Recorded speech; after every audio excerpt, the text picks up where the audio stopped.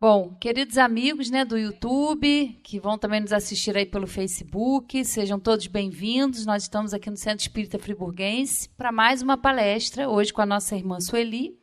E lembrando, né, que a gente está aí no YouTube, no nosso canal, no CEF Terna TV, também pelo Facebook, que é só você entrar lá, o Centro Espírita Friburguense, e também na Rádio Comunidade. Continuamos com o nosso programa, domingo às 8 horas e segundas-feiras às 18 horas, na 104,9.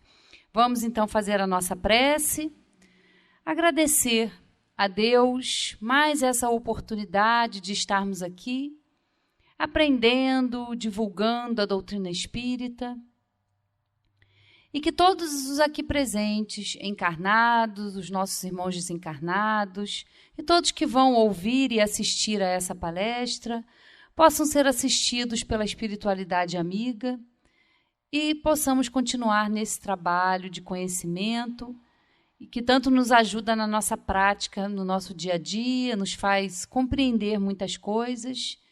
E que Deus nos abençoe hoje e sempre. Com vocês, Sueli falando sobre o mordomo infiel. Então, vamos à parábola propriamente dita. Havia um homem rico que tinha um mordomo. E este lhe foi denunciado como esbanjador de seus bens. Chamou-o, então, e lhe disse: que é isto que ouço dizer de ti? Dá conta da tua administração, pois não podes mais ser meu administrador. Né? Porque foi denunciado que ele estava esbanjando o dinheiro dele. Né? Disse o mordomo consigo: que hei de fazer, uma vez que meu amo me tira a administração? Não sei cultivar a terra e de mendigar tenho vergonha. Já sei o que farei, a fim de que, quando me houverem tirado a mordomia, encontre pessoas que me recebam em suas casas. Aqui a gente vai vendo que há aí, estou atrapalhada com esse... Faz favor, Valéria, põe aqui no cós da calcinha. Aí a gente vai percebendo que ele já estava muito preocupado porque ele ia perder a mordomia e ia ficar sem nada. Não ia ter lugar nem para morar. Então ele achou que eles poderiam auxiliá-lo, né, se ele encontrasse um jeito de fazer alguma coisa. E ele chamou então um dos que deviam a seu amo, e perguntou ao primeiro: quanto deves a meu amo? O devedor respondeu: 100 cados de óleo. Disse-lhe então: toma tua conta, senta-te ali e escreve depressa. É importante essa palavra aqui, ó. Escreve depressa outra de 50. Perguntou em seguida a outro: quanto deves tu? Respondeu ele: 100 cados de trigo. Disse-lhe: toma o documento que me deste e escreve um de 80. Então a gente vê isso aqui, a gente já começa a achar, né, que ele realmente é infiel, né?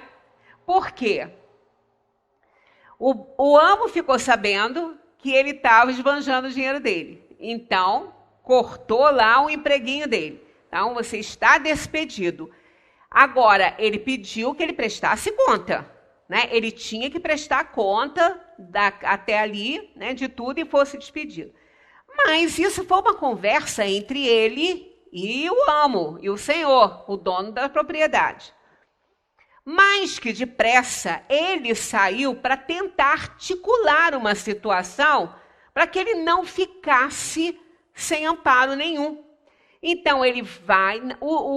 aqueles arrendatários não sabiam que ele tinha sido demitido, por isso que ele pediu: escreve depressa, porque a notícia ia correr e eles não iam responder nada para ele se ele tivesse já, né, já tinha sido despedido. Então, ele pediu com pressa que eles fizessem isso, para que ele pudesse, então, levar né, as anotações, os livros de anotação para prestar conta para o Senhor da maneira que ele fez nos ajustes. E assim ele articulou muito bem essa situação, né? Os devedores adoraram, né? Acharam uma excelente ideia.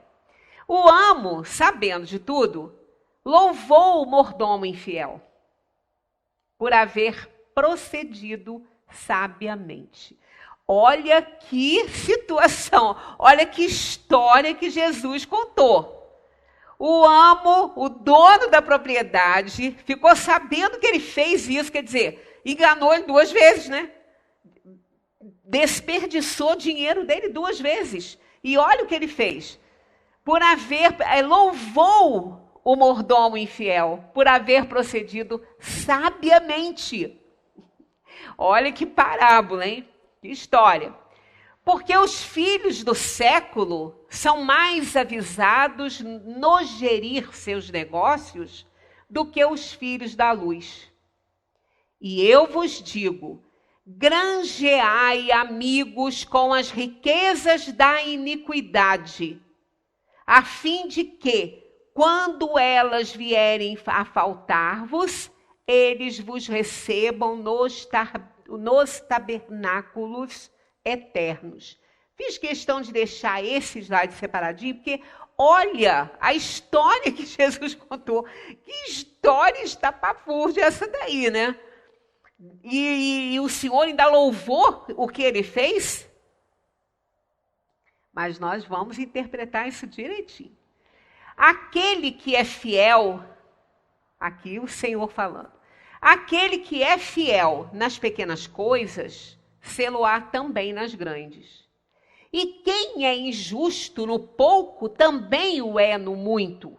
Ora, pois se não houverdes sido fiéis no tocante às riquezas de iniquidades, quem vos confiará as verdadeiras? Se não fostes fiéis com o alheio, quem vos dará o que é vosso? Nenhum servo pode servir a 2 senhores, pois ou há de aborrecer a um e servir o outro, ou há de unir-se a um e desprezar o outro. Não podeis, pois, servir a Deus e a Mamon. Isso está lá em Lucas. Então, quando a gente lê essa essa parábola de início, a gente não compreende como que o Senhor pode ser conivente com isso e louvar uma atitude totalmente reprovada por nós, né? A gente não achou aquilo direito. Ninguém que leu isso aí entendeu. Magui, por exemplo, ela tem horror dessa parábola, ela não gosta. Ela fala, mas você vai falar dessa parábola de novo? Não estou acreditando. Eu falei, porque ela precisa ser compreendida. Porque é justamente a falta de cuidado ao interpretá-la, de cuidado ao interpretar as figuras, né, que existem ali, as conotações, as alegorias, é que faz que ela não seja compreendida. E ela é uma das mais importantes, inclusive para esse momento agora que nós estamos passando. Então, vamos seguindo. Primeiro de tudo, interpretar os personagens. Identificar, melhor dizendo, os personagens dessa parábola. Quem é, então, o rico proprietário? É Deus, o poder absoluto que sustenta todo o universo.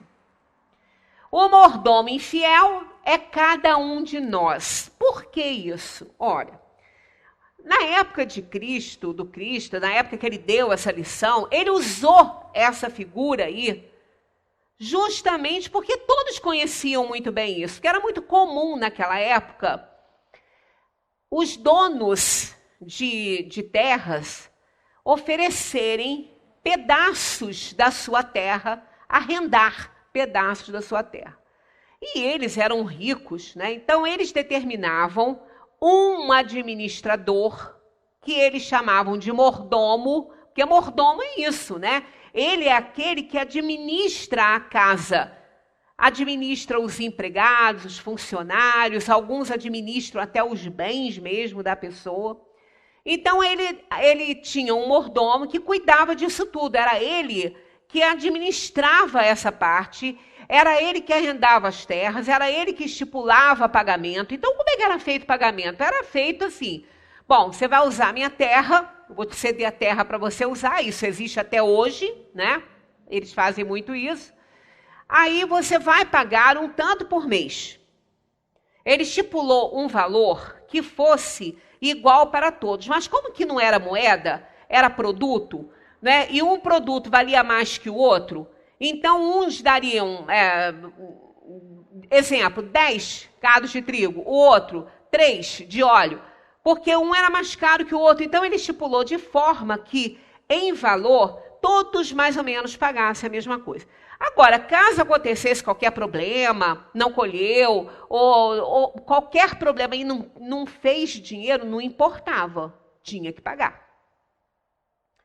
Não é muito diferente do que a gente tem agora, né? Porque, por exemplo, um agricultor, dependendo da temperatura, né, de um fenômeno natural, uma seca ou então uma inundação, qualquer coisa, ele perde a sua colheita e ele deve ao banco porque ele já pediu dinheiro para ele poder plantar ali. Então, se ele não tiver dinheiro para pagar o banco, não tem perdão não, vão tomar a terra dele.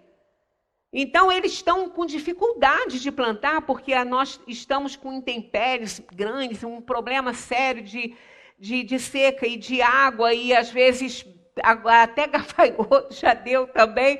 Então, está difícil para plantar. Eu escutei um senhor falando numa entrevista que ele vai desistir de plantar na terra, porque ele não está colhendo o suficiente para fazer o dinheiro para pagar o banco, e o banco vai acabar tomando a terra dele. Então, ele vai vender a terra e pagar a dívida dele do banco, porque senão ele vai ficar sem nada. Então, nós não estamos tão diferentes lá da época do Cristo, não está muito diferente, não. Então, o que acontecia? Tinha que pagar de qualquer maneira. Então, esse mordomo, ele era aquele que tinha os bens do patrão na mão dele, né, do Senhor, e ele confiava nele. E assim eles podiam fazer o que eles bem entendiam. Uns eram mais sérios, né, outros menos, mas todos eles, de uma maneira geral, acabavam tirando uma coisa para si, né? O que não mudou muito nos dias de hoje também, né? Continua mais ou menos a mesma coisa.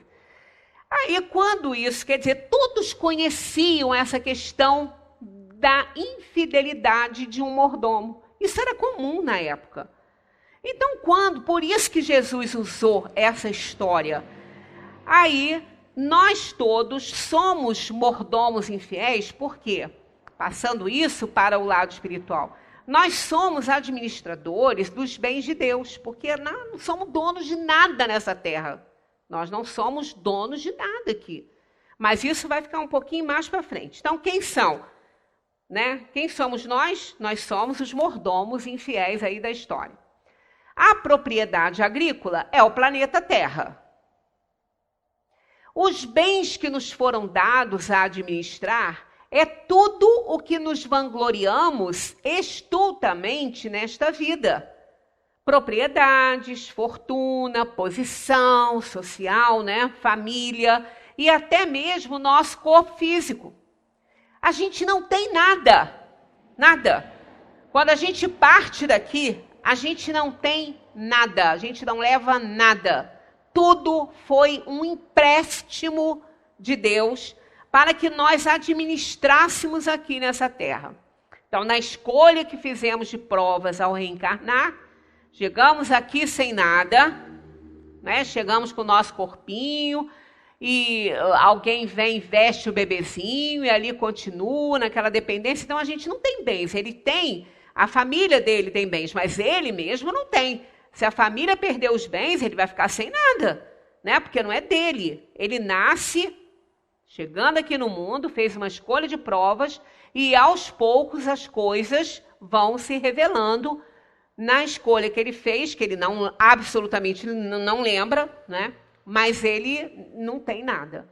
E quando partir daqui, não vai levar nada do que angariou, do que amealhou, do que trabalhou para ter. Não, não vai levar nada. Nem aquilo que ele chama dele, meu corpo, não é dele. Se fosse, levava. Mas não é. Então, a gente não tem nem o corpo, que vai ficar aqui.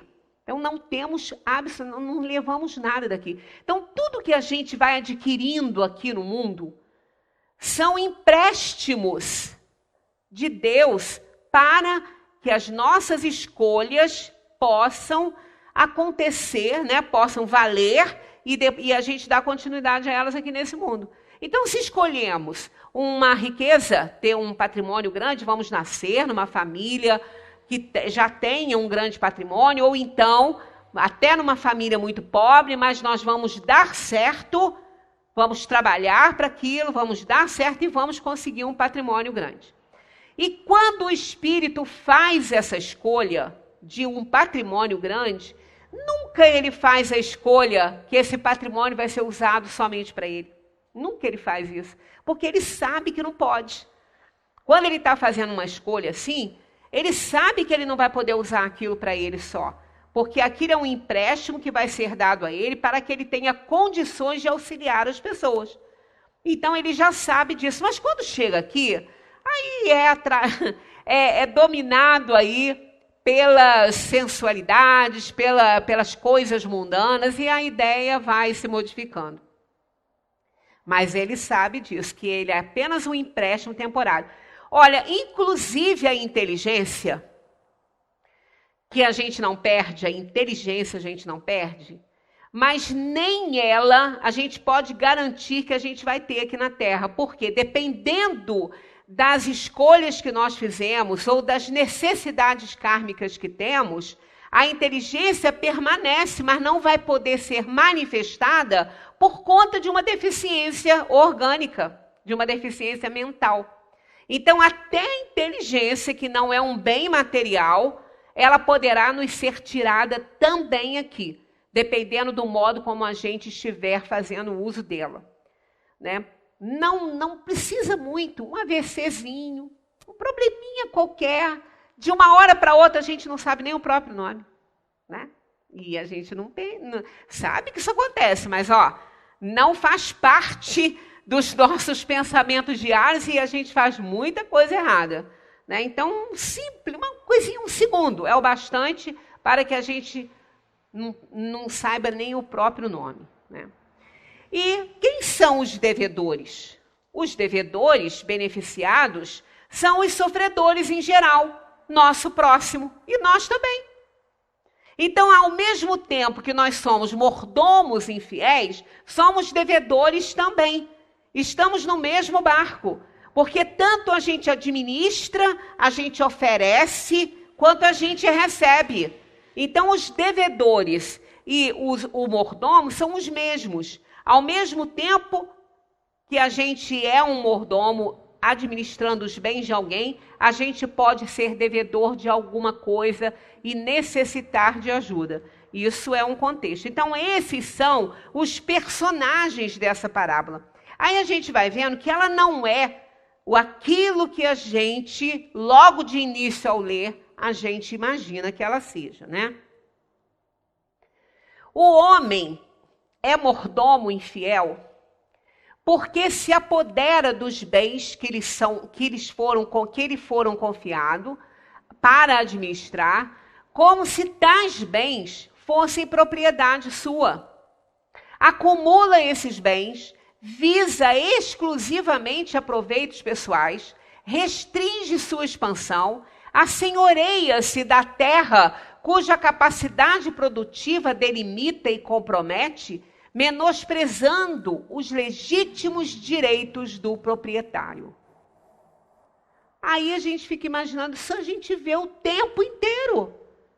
Inclusive pessoas que têm influência e dinheiro, que compram suas propriedades nos paraísos, né? Assim, do litoral e tudo, e compram e delimitam, marcam, inclusive, a parte da praia, que é dele, particular, não pode ninguém entrar. Há pouco tempo teve um processo aí em cima de um deles, mas não deu em nada. Porque a gente sabe, como um plano de provação e expiação, como é que as coisas acontecem. Então, a gente fica imaginando que realmente ele comprou, teve o dinheiro dele, ele comprou lá, materialmente falando, aqui no mundo ele comprou. Mas, na verdade, ele não tem nada daquilo, que ele não vai levar nada daquilo. E ele não tem nem o direito, porque aquilo ali é propriedade de todos. É como se uma pessoa quisesse comprar o sol e cobrir o sol a hora que ela não quisesse o sol e descobrir só na hora que ela quisesse se expor a ele e todos os outros que ficassem para lá. Né? Então, como que a pessoa pode pensar que ela pode ser proprietária dos bens da terra? Ela não é proprietária, ela tem eles temporariamente. Diante de tal proceder irregular, o senhorio vê-se na contingência de demiti-lo. Essa exoneração consuma-se com a morte. Então, na história, a punição dele foi ser demitido. Então, ali a gente já vê que o Senhor não foi conivente com o que ele fez.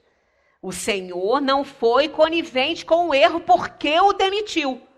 Se ele tivesse sido conivente, mas ele louvou, ainda disse que ele deveria realmente fazer alguma coisa, granjear amigos com o dinheiro, né, com a riqueza da iniquidade, para que ele pudesse depois ser beneficiado por esses amigos. Então é horrível essa parte aí, se a gente interpreta literalmente falando. Mas não, Deus não foi conivente, tanto que demitiu ele, pediu contas das coisas que ele fez. E então ele descobriu que ele estava fazendo isso e ele louvou. Então a gente vai mais para frente entender. Ele não louvou a intenção. Ele louvou o que ele fez. Mas não foi a intenção com que ele fez. Então a gente separa aí a ação da intenção. Isso é um fato importante nessa parábola.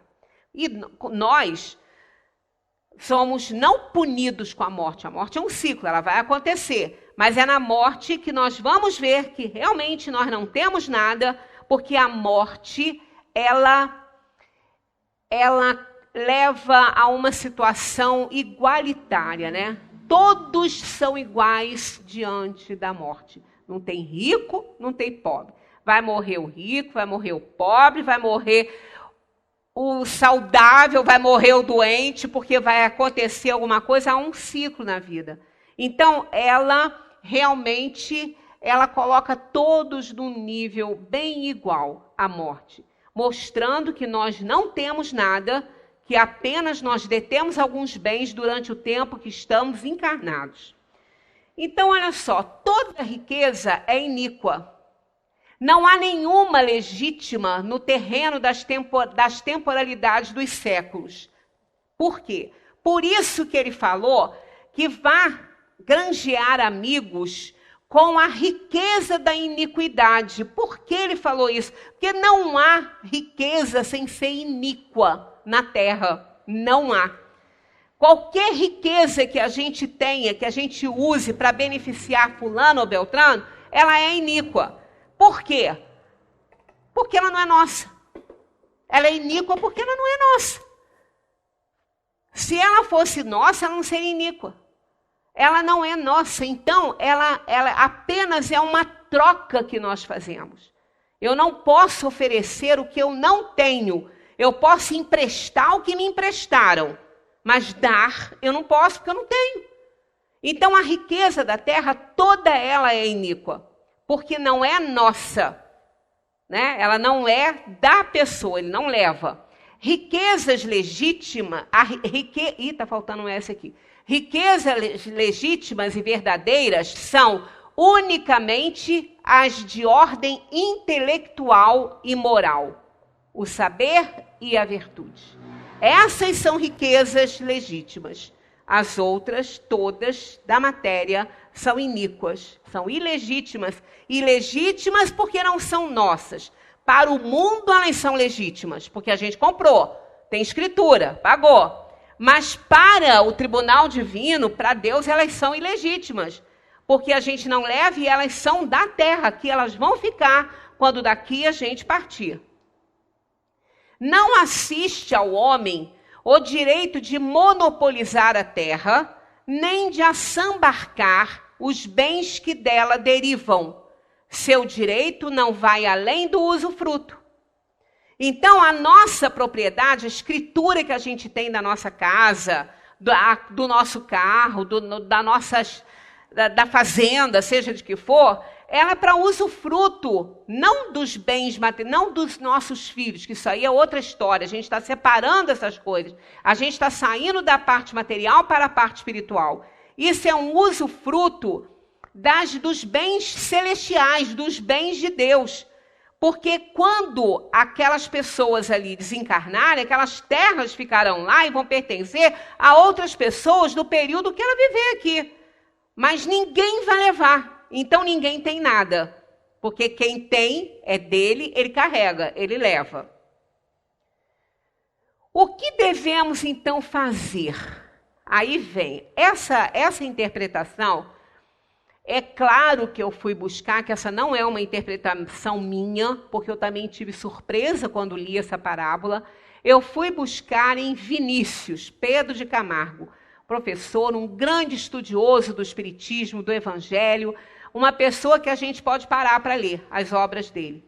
O nome dele é Pedro de Camargo e ele tem o pseudônimo de Vinícius. Então ele escreveu Em Busca do Mestre, onde ele comenta algumas parábolas, e eu fui procurar orientação ali com ele, porque ele, de muita sabedoria, interpreta perfeitamente bem, e os livros de Vinícius são muito bons. A gente pode parar para ver. Então, eu fui buscar isso na palavra de Vinícius. O que devemos fazer, então? O que o mordomo fez. Aí vem mais um sobressalto. Mas o que o mordomo fez? Eu tenho que fazer aquilo? Tem que fazer aquilo. O que o mordomo fez. Conquistou amigos com a riqueza do seu amo. Né? Porque do momento que ele diminuiu a dívida daqueles devedores, ele estava fazendo isso com o dinheiro do outro, é fazer graça com as coisas do outro, né? Não era dele? Mas o que é nosso? Nada. Os bens da terra também não são nossos. Aquela pessoa que detém uma riqueza enorme, que é um grande executivo, um patrimônio enorme, ele, quando ajuda as pessoas, quando ele emprega as pessoas, quando ele faz a caridade dele, ele também está fazendo com o que não é dele. Porque aqueles bens são do céu, não são dele.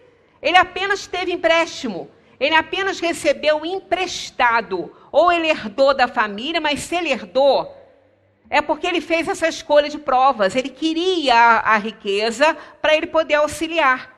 Então, ele também está fazendo as graças todas com o que não é dele. Ele está angariando amigos porque ele vai empregar pessoas, ele vai auxiliar, ele vai ajudar, fazer trabalho de assistência social. Ele vai ser amado pelas pessoas, mas ele está fazendo aquilo tudo com o que não é dele. Porque ele apenas recebeu emprestado aquelas coisas todas. Então, aí a gente já começa a não se horrorizar muito com o que o mordomo infiel fez. Porque ali na historinha, a coisa ficou no campo material. Mas o objetivo dela é sair do campo material e alcançar o campo espiritual. Por isso que ela é uma parábola. Quando Jesus contou essa história, eu repito aqui, ele contou porque as pessoas conheciam muito bem essa questão da mordomia.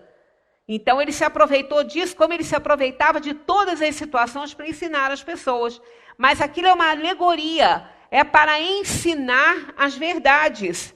Tanto que quando ele falou, se a sua mão for motivo de escândalo, cortai-a. Vocês já viram alguém cortar a mão por essa razão? Porque está falando lá no Evangelho? Ninguém faz isso. Porque entendeu que é uma alegoria. Ali também. Por isso que quando ele louvou, ele não louvou a intenção que ele teve, porque a intenção dele foi se dar bem. Ele louvou a estratégia dele. Como ele fez, que não é diferente daquele grande empresário executivo que ajuda as pessoas com um dinheiro que também não é dele. É um dinheiro que ele recebeu como empréstimo. Ah, mas ele trabalhou para ter? Sim, ele trabalhou para ter. Mas se Deus não quisesse, ele não ia ter nada, porque muita gente trabalha e não tem. Muita gente desenvolve trabalhos e mais trabalhos e não consegue ficar rico. O outro faz quase que o mesmo trabalho e enriquece. Ah, porque tem visão. Não é só isso, a gente sabe que nós temos escolha de provas quando a gente reencarna. Então, de que maneira, né? Se nós temos que fazer o que o mordomo fez, conquistou amigos com a riqueza do seu amo, de que maneira então a gente vai fazer a mesma coisa? Olha que importante, olha como que ela já saiu do campo material para o campo espiritual. Convocando os devedores do amo e reduzindo as suas dívidas, para que, após a demissão do cargo que exercia, pudesse contar com amigos que o favorecessem. Isso aqui já vai dando saída para a dimensão espiritual. Podemos resumir assim o conselho do mestre. Já que vós apoderais das riquezas terrenas, como se fossem vossas, já que vos apoderais das riquezas terrenas como se fossem vossas, fazei ao menos como esse mordomo. Beneficiai os que sofrem, atentai para os necessitados, minorando as suas angústias e padecimentos. Está vendo? Saiu do plano material para o espiritual. Então, ele fez o certo. A intenção dele não foi essa na historinha. Mas quando Deus louvou isso, foi porque isso é o certo. Isso é o certo. Toda a caridade que nós fazemos, toda a solidariedade que temos, o salário que a gente recebe, a gente dá um pouquinho para ajudar alguém, nada disso é nosso, não. Nós fizemos por merecer, sim. Mas quantas pessoas fazem por merecer e não conseguem? Depende da escolha das provas que fizeram. Então é tudo daqui. Tudo eu faço a graça, mas não é com o meu, não. Porque o que eu tenho não é para mim, só para mim. É para todos que precisam. Então essa é a ideia. Né? Então aqui está bem claro. Então já que vai fazer, né? Já que está se apoderando da riqueza que não é sua, porque não é nossa, a gente não leva, né? Então beneficiai os que sofrem. Atentai para os necessitados, minorando as suas angústias e padecimentos. Foi o que ele fez, foi o que o mordomo fez. Ele não teve intenção de ajudar, não, ele só queria se dar bem, mas acabou ajudando. Acabou diminuindo a dívida daquelas pessoas. E quantos a gente faz isso, né? Olha só, vamos mais ainda alcançar o nível da espiritualidade. Toda dor, todo sofrimento, toda doença, tudo isso é dívida que a gente tem com Deus. Isso é expiação e provação. Nós falamos sobre planos de provação e expiação terça-feira. Aliás, terça não, no domingo, na outra terça, porque falamos sobre causas atuais das aflições na terça-feira. E vimos que todas as nossas dores, os nossos sofrimentos, tudo isso é dívida que a gente tem. Ou de causas atuais, ou de causas anteriores, que nós vamos falar terça-feira sobre as causas anteriores. Então, só está sofrendo, só está passando dificuldades aquele que deve alguma coisa para a vida, para Deus. Ele está resgatando, é um resgate que ele está fazendo. Então, aquele que perde as coisas. Nós estamos num período de pandemia. Quantos irmãos estão perdendo seus negócios, sua loja, suas empresas? Dá uma tristeza enorme na gente. Mas vejamos, a gente já falou sobre isso várias vezes. Será que Deus deserdou essas pessoas? Será que Deus não gosta delas? Lutaram com tanto sacrifício para conseguir um negócio e vem uma situação pandêmica e acaba com tudo e as pessoas estão passando necessidade. Então, se Deus fosse assim, não se importasse, ele seria injusto e ele não é. Então, Deus é justo, é soberanamente justo e bom. Então, isso foram escolhas que essas pessoas fizeram no mundo, para vir ao mundo, para resgatar um passado delituoso, mas não estão desamparadas, porque aí entram os mordomos infiéis para auxiliar essas pessoas com dinheiro que não é dele, por isso que ele é mordomo infiel, mas auxilia. Então, olha só, todas as vezes que nós vamos ajudar uma pessoa assim, que perdeu o seu negócio, que a família está com dificuldade, está passando fome, ela está sofrendo, ela deve alguma coisa a Deus, né? Senão não estaria passando. A gente sabe, mas não cai no esquecimento, né? Quando a gente fez a escolha das provas, a gente mais ou menos sabia as situações que a gente ia enfrentar aqui na Terra. Por isso que o espírito tem dificuldade. Ele sofre para vir aqui para o mundo, porque ele vai trazer uma bagagem que ele tem medo de não conseguir carregar. E isso é normal, né? Porque a gente não quer sofrer. Aí, todas as vezes que algum mordomo vai lá e diminui um pouco a dívida dele, ajudando ele a passar aquele momento de dificuldade, comprando mantimentos, né? Levando para médico, auxiliando até abrir um novo negocinho. Ele não está encurtando a dívida dessa pessoa um pouquinho? Tá. Foi o que ele fez. Foi o que o mordomo fez. Ele encurtou a dívida daqueles trabalhadores. Ah, mas ele fez com o dinheiro do outro. E nós também fazemos com dinheiro que não é nosso. A gente ganhou, mas ganhou porque nos foi permitido isso. E quando nós pedimos essas facilidades, a gente não pediu para usufruir delas sozinho.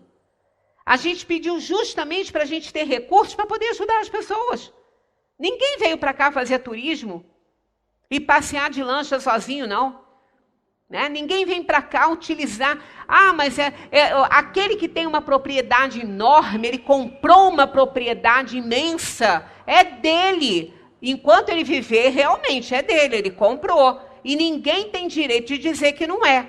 Então, esses movimentos de invadir terras, de invadir fazendas porque elas não estão produtivas, isso é crime.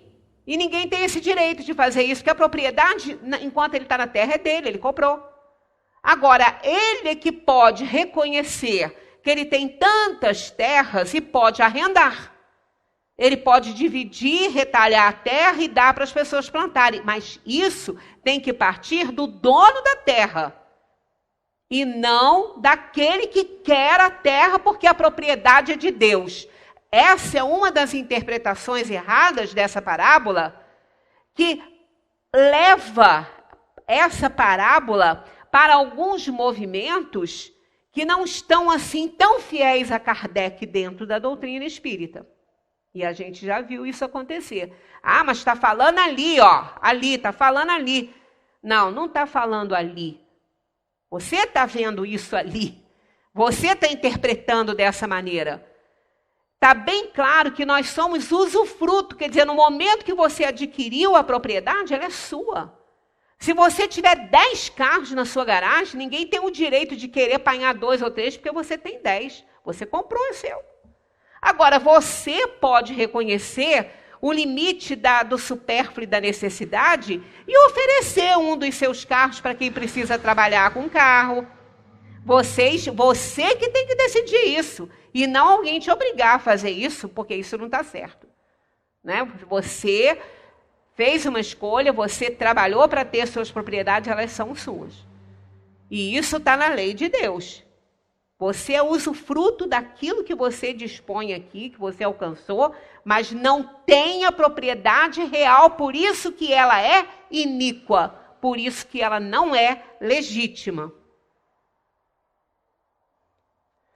Toda vez que acudimos às necessidades do nosso próximo, reduzimos a conta dos devedores, de vez que toda a sorte de sofrimento importa quase sempre em resgate de débitos passados. Se temos débitos passados, débito é dívida. Se a gente tem dívida com o Criador, então a gente tem que pagar. E quando alguém auxilia, acaba diminuindo um pouquinho essa dívida. E essa é a tarefa nossa. Esse é o grande objetivo. Quando a gente vê as pessoas perdendo suas casas, seus imóveis, passando fome, não cabe ali um espírito falar assim, ele está pagando, ele está resgatando, prova, está espiando. Isso não é coisa que se fale, isso não nos cabe. O que nos cabe é ajudar, é diminuir a dor dele, é auxiliar, é ajudá-lo a se reerguer, independentemente se ele está espiando, provando ou pagando alguma coisa, isso não é problema nosso. Porque Deus ama aquela pessoa ali como ama você. Apenas ele fez uma escolha difícil para ele, porque ele tem uma coisa a resgatar. E cabe a você, que está numa situação melhor, ajudar essa pessoa, ainda que o patrimônio não seja seu, mas você está administrando no momento. E se você está administrando, você pode fazer isso. Assim como o mordomo infiel fez. Ele já tinha até sido demitido, mas ele administrava, ele pôde diminuir a renda dos outros. Então, isso nós podemos fazer e é o que a gente tem que fazer, né? Procedendo desta maneira, quando despojados dos bens terrenos, partirmos para os tabernáculos eternos, que está escrito lá na parábola, é a dimensão espiritual. Tabernáculo eterno é a dimensão espiritual. E partirmos para os tabernáculos eternos, teremos ali quem nos receba e nos acolha com bondade e gratidão, porque fizemos amigos com o nosso proceder. Assim como o mordomo fez amigos lá. A gente repete, a intenção não foi boa, mas a atitude foi. E aí a gente fica imaginando, quando a gente vai socorrer alguém, quando vai fazer um passe numa pessoa, quando vai levar uma cestinha de compra para alguém, né? Vai à casa dessa pessoa perguntar se ela tem alguma necessidade maior no momento e tal. Ela não está sozinha, ela está com os familiares, e ainda que ela esteja sozinha materialmente falando, ela está com o anjo da guarda dela. Ela está com espíritos em volta que a está auxiliando com certeza. Né? Ela não está sozinha nunca, a gente nunca está entregue à própria sorte no mundo. Então, quando a gente chega com aquela solidariedade, com aquela boa vontade, com aquele amor por aquela pessoa que está necessitando, aqueles espíritos estão ouvindo, estão vendo o que a gente está fazendo. Você não está fazendo por essa razão, mas eles estão vendo. E ali você ganhou amigos. Ali você granjeou amigos, que na hora da sua dificuldade, na hora que você passar de mordomo para devedor, eles estarão ali te auxiliando. Eles vão te auxiliar em qualquer momento. Você vai a um hospital fazer um passe numa pessoa, levar uma palavrinha amiga, né, conversar um pouquinho num horário de visita. A dimensão espiritual está presente ali, naquele doente. Ele vai ter a dor minimizada, porque ele recebeu um carinho, ele vai ficar mais feliz. Os outros que estão lá também. Cada um que está lá tem uma porção de espíritos também em volta deles. Pode ser bom e pode também não ser, mas eles sempre têm bons espíritos em torno deles. O anjo da guarda está ali, o espírito protetor, e todos eles estão agradecidos pelo seu gesto de amor, de caridade, de carinho com aquela pessoa que está ali. Você granjeou ali muitos amigos, embora não seja com a sua riqueza, mas você estava presente e a sentiu, né? Olha, a gente vai fazer um passe às vezes numa pessoa. Você não está sozinho, você está com o seu mentor espiritual, você está com o seu anjo da guarda. A gente não faz passe, a gente nunca está sozinho quando a gente está fazendo uma transmissão fluídica. Então, ainda que a gente esteja servindo de instrumento para aquela pessoa melhorar, a gente está atuando. Os bens não são nossos, os bens são até do espírito que está ajudando aquela pessoa, não são nossos, mas é através da gente.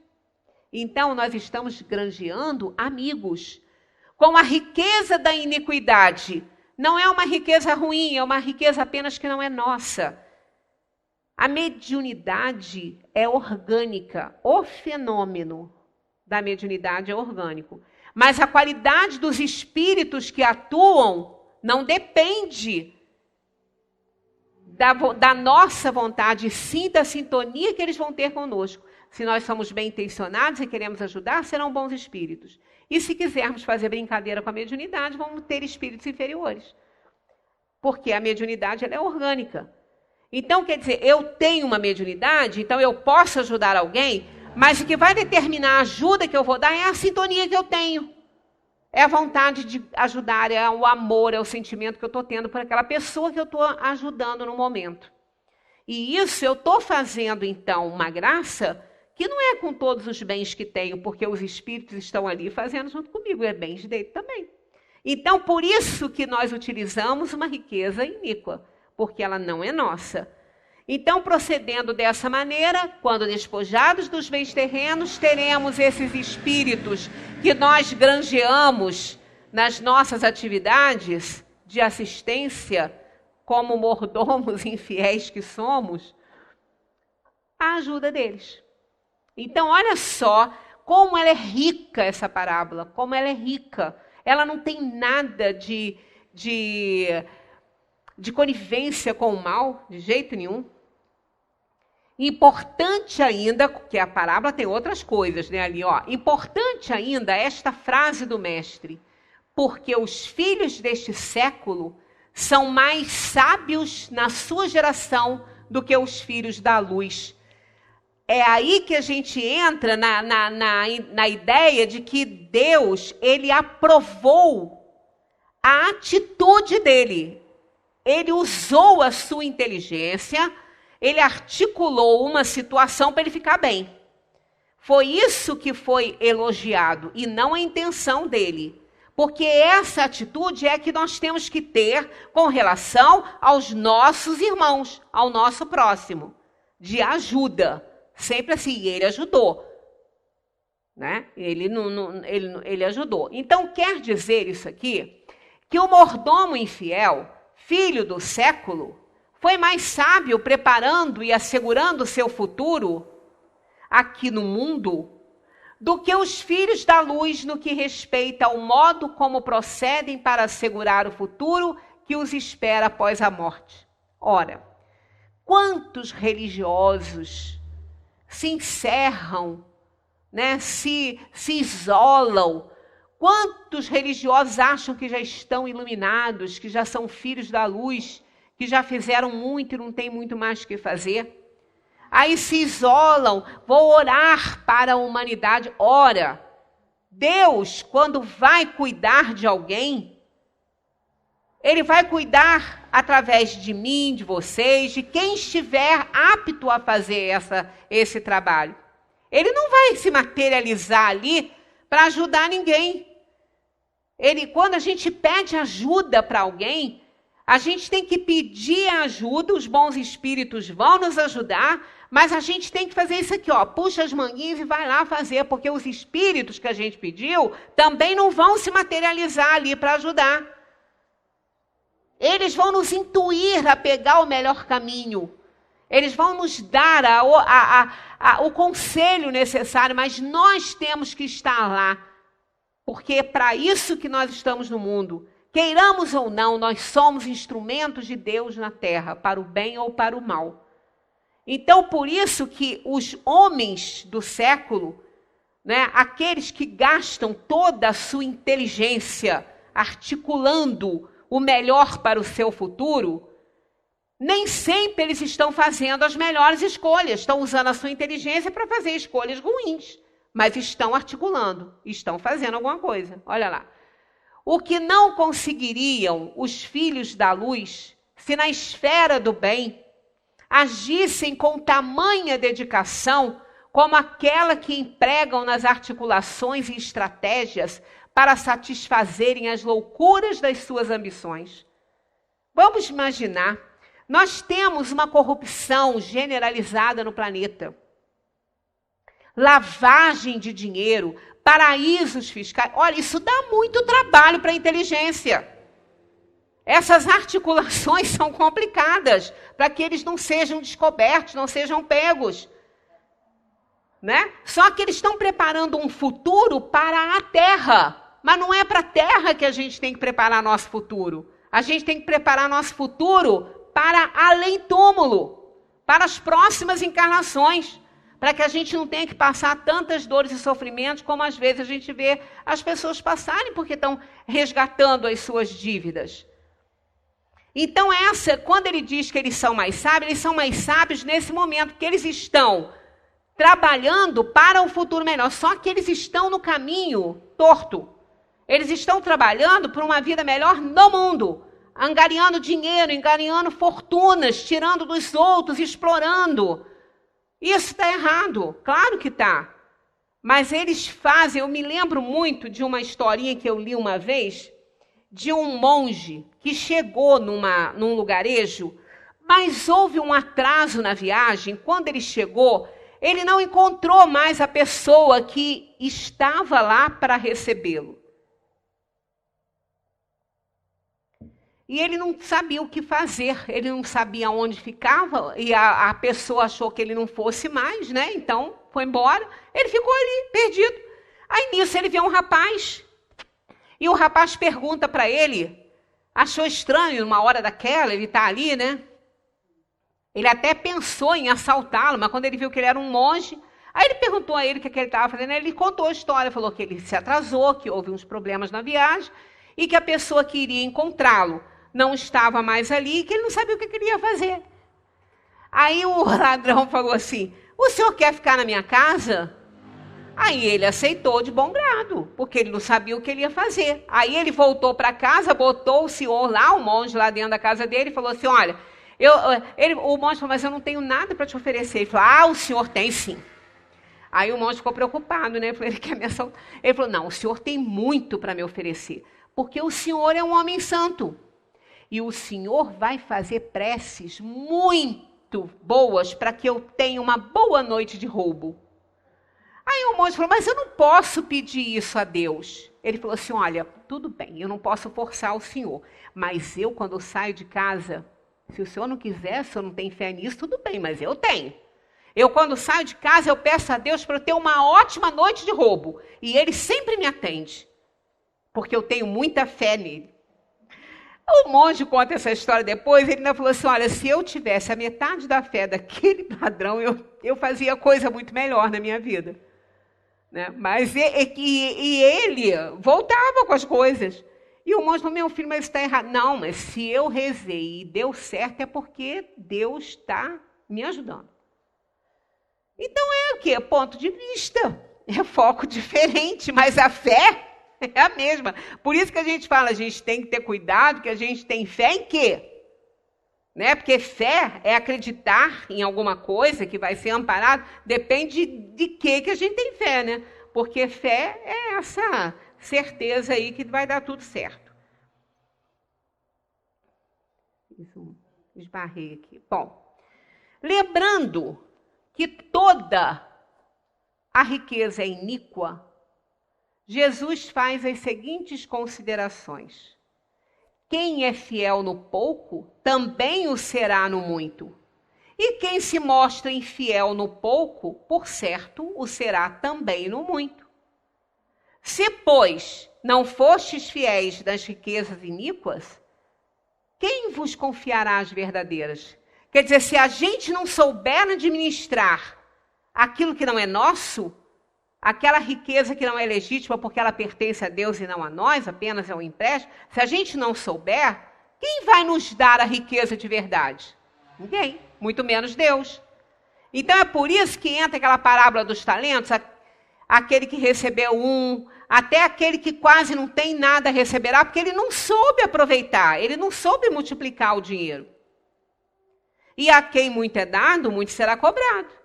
Então, aquele que não sabe administrar o bem do outro, o dele não vai ser oferecido a ele, porque ele também não vai saber, né?